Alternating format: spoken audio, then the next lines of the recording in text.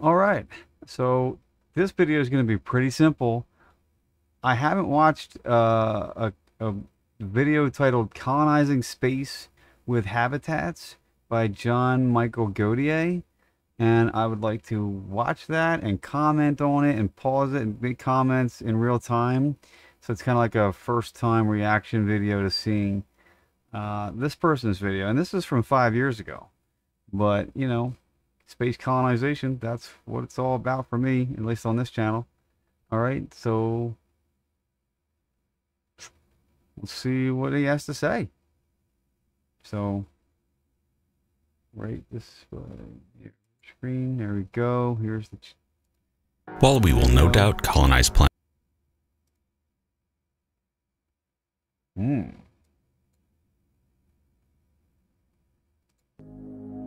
The idea of colonizing space within science fiction tends to suffer from a certain bias, as famously noted by Isaac Asimov many years ago.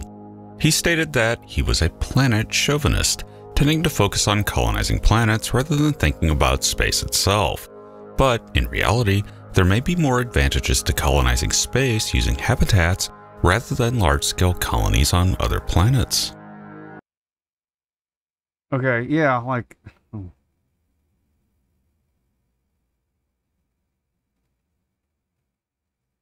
Not maybe. Just cut it with the maybe.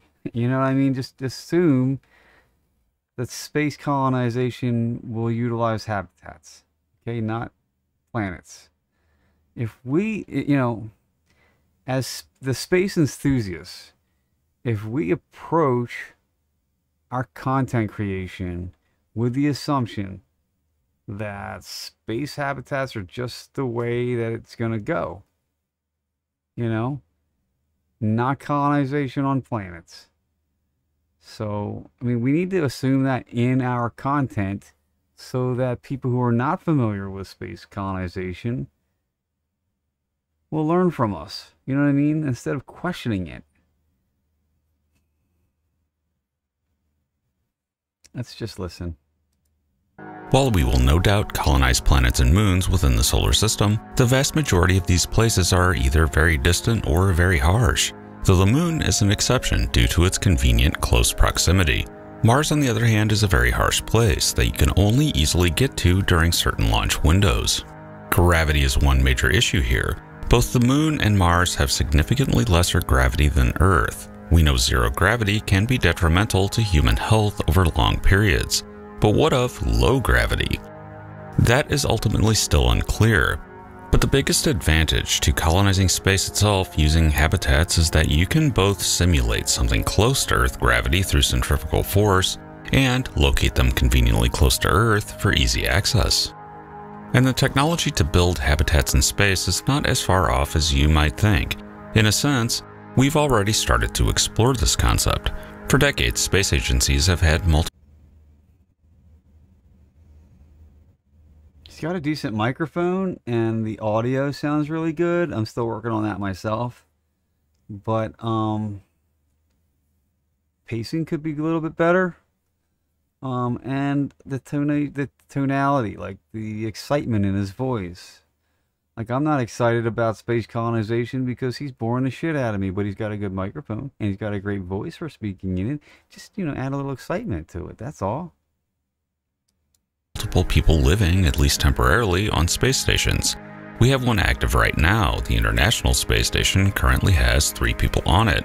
And while people on that station tend to only stay for a matter of months, time spent in space will no doubt become increasingly extended as we continue to explore. But the ISS is small potatoes compared to what we could eventually do. It's possible to use the raw materials of the moon and asteroids to build much larger habitats that could conceivably host millions of people. In principle, these habitats could become self-sufficient and support entire branches of human civilization on a permanent basis. As Jeff Bezos recently laid out in his vision for Blue Origin, this could dramatically alter the equation for Earth and tackle problems such as overpopulation and environmental issues by moving the manufacturing base to space to make Earth a sort of ecological park. And as Elon Musk points out, colonization will broaden the scope of humanity to make us less susceptible to extinction. Regardless of what one thinks of billionaires with dreams of space, their rivalries, their companies, and the viability of their respective visions, their core ideas about the future are sound. And generally speaking, it's not a great idea to rely solely on the politicians of the world to make human colonization of space a reality. There must be... I'm sorry. Let me just really emphasize. I love this guy's work. John Michael Gaudier. He does great work posting content on YouTube. Legendary, really great. But what really, it's just infuriating to me. And it's not him. It's like a trend on YouTube to have this really polished, really practiced voice, but the audio quality is great, but there's no inflection. You know what I mean? Like, it's just really boring to listen to.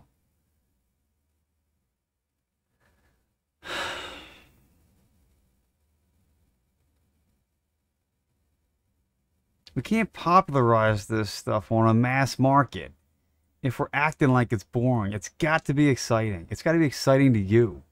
It's got to be exciting to me. And you got to know it's going to be exciting. You got to be excited to get people excited. Be a private component if it is to happen. That said, what are our options for space habitats that can permanently support entire new branches of human civilization? The key to all of this is availability of materials to build the habitats. Currently, almost anything we do in space is ultimately launched from Earth. This is... Go quicker. That's it. Just go freaking quicker. The key aspect is being... Just talk quicker, man. This is not how people talk to each other. A very expensive process that holds back human colonization of space. There are ways to make this cheaper, such as building things like space elevators. But even then, it makes more sense to use materials that are already available in space itself by mining the moon and the asteroids. Take, for example, water. There is no shortage of water ice in the solar system. Evidence mounts that an average asteroid is loaded with it, and very large asteroids may contain more fresh water than Earth has. And indeed, the asteroid series may even have a slushy liquid ocean beneath its surface. If you have water, you can extract oxygen and hydrogen. Also present in asteroids are huge amounts of iron and nickel, but also things like carbon compounds. In fact, the comet-linked Murchison meteorite was so loaded with organic materials that when it fell in 1969, it smelled like an organic chemistry lab. It was subsequently found to even contain amino acids, the building blocks of life. All right, that's cool. That's cool. You're going to tell us the science and the... Ooh. Not going to be exciting for the mass market. Not exciting to popularize space colonization when you're talking about molecular compounds in space and shit. Like, people want to know what's in it for them. People want to know what's healthy for them and their kids and maybe even their kids' kids. But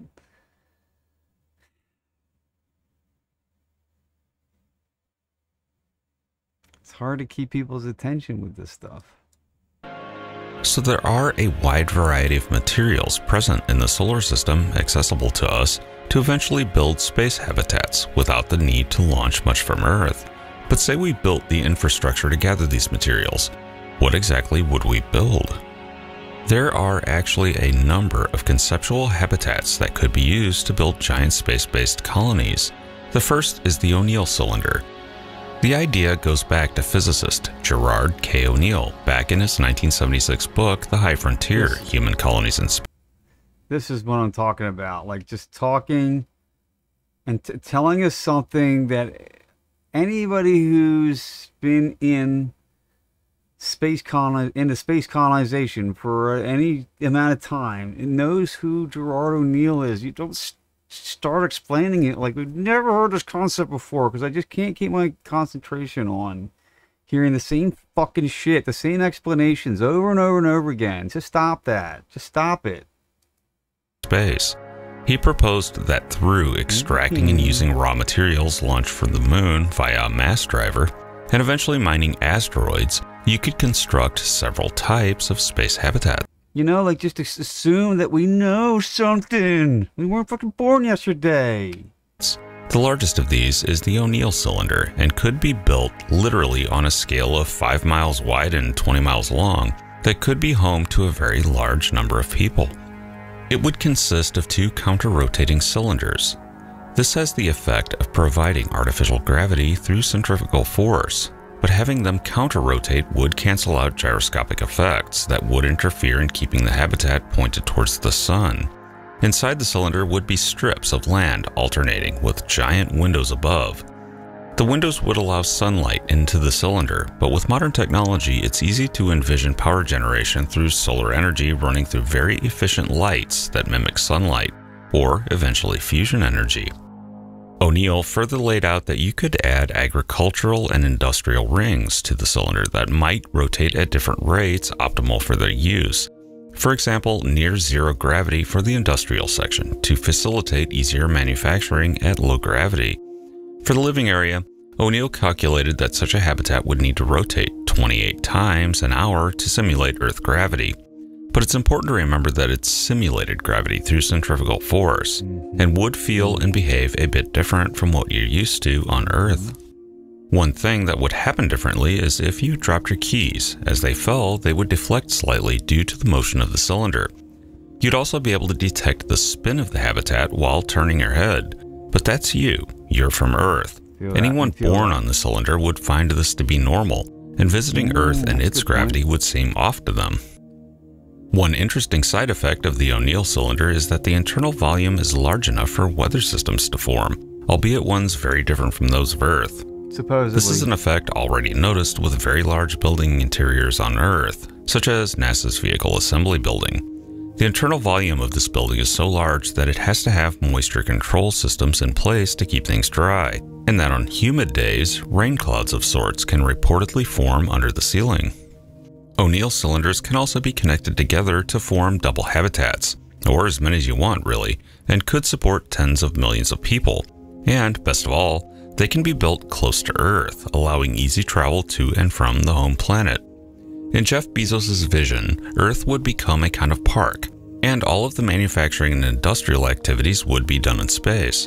Perhaps even a majority of the human population will live in O'Neill cylinders at some point, with space humans vastly outnumbering Earth humans. But the gargantuan O'Neill cylinders aren't the only option. There will no doubt be a need for something smaller, at least initially, but larger than common visions of space stations as we see them today. This leads us to the Stanford Torus, which could support up to 140,000 people. This option is much like a scaled-up ring-type space station, and once again rotates to provide artificial gravity through centrifugal force. Like the spokes of a wheel, the ring is connected to a hub, which provides a natural place for ships to dock. Yet another possibility is the Bernal sphere, or a modified form of it. Here you have a much smaller cylinder than an O'Neill cylinder, with a window at one end admitting sunlight. But again, this concept dates to 1929, so with modern technologies, the need to admit sunlight into the habitat is basically marginalized or eliminated. Bernal sphere? That doesn't make sense to me. Why would you make a sphere shape? That's so wasteful, so stupid. Like, why would you do that? And he's acting like that's supposed to be a good idea.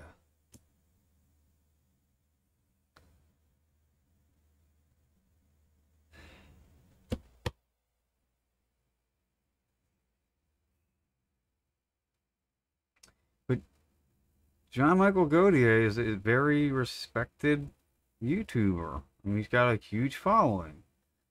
But he talks about Bernal sphere like it's as if it's a real thing that we could actually do that. Or like we would want to do that. No, we wouldn't. No, nobody wants to do that. Nobody wants to waste your effort and resources and end up with less quality living space than they could have. There are larger options as well, though these lay in the far future and represent extremely advanced and difficult engineering and materials. Assuming carbon nanotube technology is employed, a habitat much larger than an O'Neill cylinder could in principle be built. This is termed a bishop ring, and effectively represents a similar idea to the O'Neill cylinder, a rotating ring that produces simulated gravity, but on a much larger scale. Forrest Bishop's original idea being for a ring 620 miles in radius and 310 miles in width. This is some serious living space. It's essentially the landmass of India, and there's one slightly disconcerting aspect. It wouldn't need to be enclosed. It would be large enough to hold an atmosphere effectively without the need to have a roof, essentially leaving the structure open to space. But if you think about it, Earth doesn't have a roof either, so we already live like this, though you would need walls to retain the atmosphere. But things can be scaled up from the Bishop ring as well. Here we get into science fiction. Actually, engineering megastructures of this size may be impossible in practice, but they're worth a mention. Next up is E&M Banks Orbital, which is a much larger ring on which there are continent-sized plates, each supporting billions of people. Bigger. I'm so excited that he just mentioned E&M Banks. If you don't know who E&M Banks is, look him up. E&M Banks, the Culture series. If you spend any amount of time researching or studying space colonization, the Culture series should come up. This is amazing hard science fiction. It was, I think the books are from starting from the 80s. Consider Flevis was, I think, the first one. Anyway, there's a whole series, maybe 10 or 12 books or whatever. It's great. Just please look it up. It's really great. Than that is Larry Niven's Ring World, which is yet another ring, but one so huge it's encircling a star. Stepping up from there is the idea of a Dyson sphere, which actually goes back to sci-fi author Olaf Stapledon's 1937 book Star Maker, where a star is entirely encased in a solid sphere, allowing for the civilization to live on the interior surface within to take advantage of the entire energy output of their star. But in the case of the smaller, more doable habitats like the O'Neill cylinder, which could lie hundreds of years in our future rather than thousands or millions like a Dyson sphere, one has to wonder what such an arrangement might be like. Three scenarios come to mind. As shown in the movie Interstellar, life in such habitats could be idyllic, governed by a humanity that did alright in solving the differences of Earth's nation-states. It would be a world of peaceful trade between habitats, all connected to a... One thing that I guess it's just my personal opinion, but there's like a sweet spot of what is interesting in space colonizing. And if you go too far out, if you're talking about ring worlds around the entire solar system or something like that, it's just so far out. Like it's easier to picture in the next 100 to maybe 200 years giant space colonies becoming a thing. But like O'Neill cylinders and Stanford toruses, starting with maybe SpaceX starships tethered together and spinning around each other, you know, and building up from that to, you know, Stanford toruses and then O'Neill cylinders. But then from there, it's like, these ring worlds and stuff, it's just a little bit too out of, you know, reality. You know, it's hard to picture it like a really compelling vision. All right, John Michael Gaudier, what else do you have to say in the next 2.5? Paradise Earth managed and kept largely in a natural state. But it may not be that nice, as depicted in The Expanse. It may be a case of a future where life is relatively hard for some folks. Rivalries exist, as they currently do here on Earth, and everyone generally lives in an all-too-human future where we're still solving very human problems, all while spreading out into space. Or it could get much worse. It's very likely possible to have wars between O'Neill cylinders, where entire populations could be instantly wiped out using anti-cylinder weaponry, such as directed asteroids, bombs, crashing cylinders into each other, lasers, and so on. These differences could well be some of the same that plague Earth today, or new ideologies where the cylinders become like self-contained nation-states, or confederations of cylinders based on political ideologies or religions, creating a Cold War scenario, or even a war between the cylinders and Earth, where the home planet is ultimately destroyed by cylinders of people that no longer have any connection to it, or even a need for it. I hope that future never comes to pass. Thanks for listening. I am futurist and science fiction author John Michael Gautier, currently ending on a less gloomy note, or maybe more gloomy. If we play our cards right and are careful with transporting our seeds to the cylinders, we may conquer the garden weeds. No seeds and no weeds. If SETI ever detects a system with a perfectly habitable planet but with no technosignatures associated with it, but plenty in the space around it, we might ask why they abandoned their planet. They might answer, "We got sick of all the weeds." It might be that all habitable planets in the universe end up left back to nature on the basis that cylinders are nicer, but then a new species eventually evolves intelligence on the home world and tries to take over your cylinders. I'm already eyeing the dolphins suspiciously. And on that note, check out my books at your favorite online book retailer and subscribe to my channels for regular in-depth explorations into the interesting, weird, and unknown aspects of this amazing universe in which we live.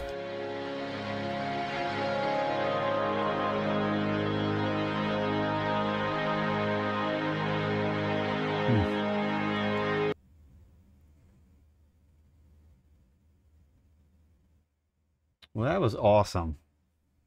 I mean, I really do appreciate the effort for JMG too. That's just me. He goes by JMG. I mean, people call him that.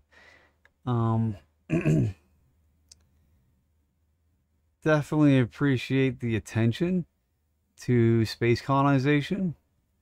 It would have been great if he would have made a connection to ocean colonization, but not necessary.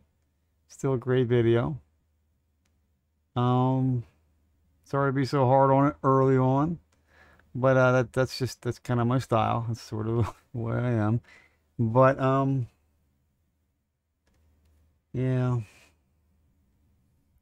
looking forward to more awesome videos, and I want to see some evolution of quality, and by quality I mean more compelling for mass market consumption, because I want more people watching this stuff and less people watching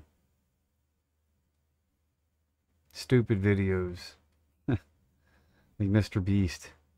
It'd be great if people stop watching Mr. Beast and start watching space colonization videos. So I want more people to join me on trying to make that happen. All right. Thank you.